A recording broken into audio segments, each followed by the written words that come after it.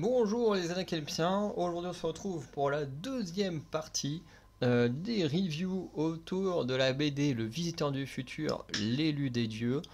Voilà, avec notre petite équipe composée du Visiteur et du docteur Henri Castafold qui cherche à recruter un nouveau membre dans l'équipe.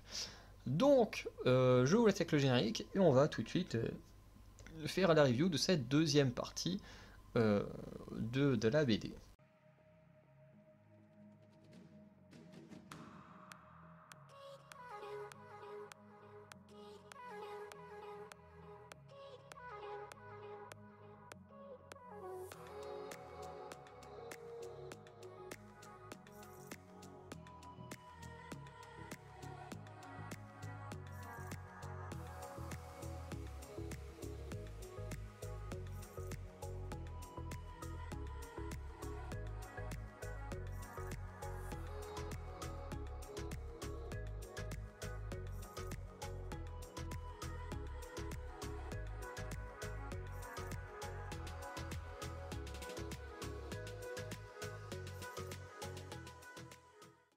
On débute notamment avec cette grande page qui nous montre ce que devient Raph au moment de l'histoire. Donc on voit qu'il est étudiant et grâce à sa carte étudiante on a plein d'infos, notamment le fait que Raph est son nom de famille et pas son prénom. Ce qui fait qu'au final j'ai l'impression qu'on n'a jamais connu son prénom puisque Raph, j'ai toujours imaginé que c'était un surnom ou son prénom, mais pas son nom de famille. Voilà, donc il est né à Paris le 3 mars, voilà, et qu'il est étudiant en LLCE roumain en première année.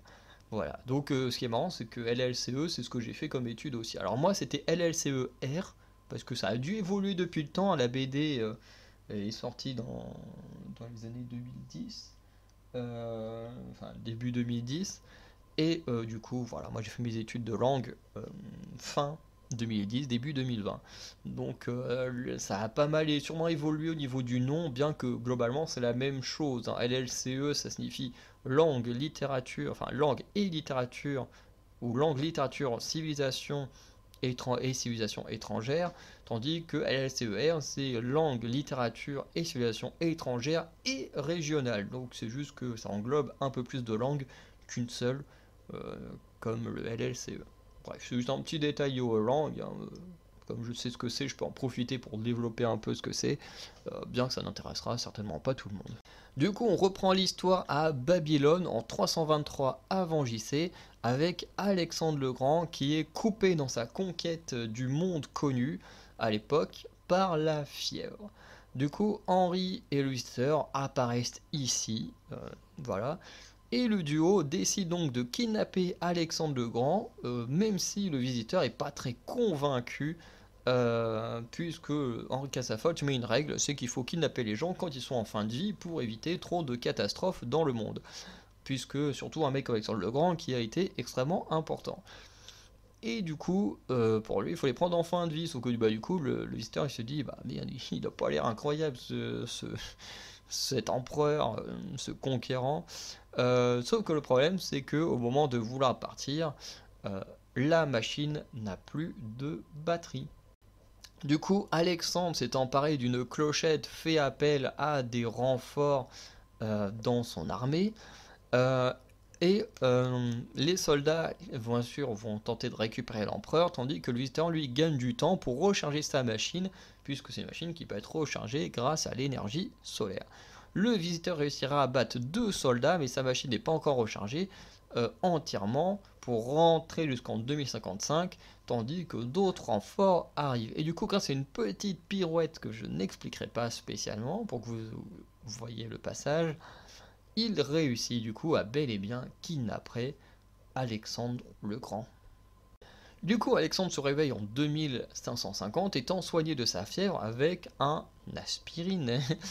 Et du coup, Alexandre pense que seul l'élu des dieux peut voyager dans le temps et croit donc que Henri Castafolt et le visiteur sont des élus des dieux. Et donc il décide, voilà, d'avoir beaucoup de respect pour eux, de devenir leurs alliés, Voilà, et le visiteur tente de lui expliquer qu'ils doivent remonter le temps à une certaine époque pour supprimer les catastrophes qui du coup sont présentes dans son présent à lui. Mais Alexandre va comprendre que du coup, il doit remonter le temps pour annuler sa plus grande catastrophe, qui est le fait qu'il n'ait jamais fini la conquête de l'Indus. Et du coup, bah, qu'est-ce qu'il se dit? On va utiliser la machine afin de finir ma conquête du monde. Et du coup, c'est comme ça que se termine ce chapitre. Alexandre le Grand, qui devait être leur allié, devient leur ennemi. Donc voilà pour cette deuxième partie qui franchement est très très cool. J'aime beaucoup cette partie également. J'aime beaucoup la petite présentation de Raph sur ce qu'il devient. Voilà, cette petite partie avec la fin de Alexandre le Grand qui ne comprend pas ce qu'il doit réellement faire dans l'équipe. J'ai trouvé ça plutôt sympa. En tout cas, n'hésitez pas à dire ce que vous avez pensé de cette petite partie. N'hésitez pas à aller checker l'onglet communauté pour voir les vidéos sorties durant la semaine. Et on se dit à très bientôt pour de nouvelles vidéos. Ciao.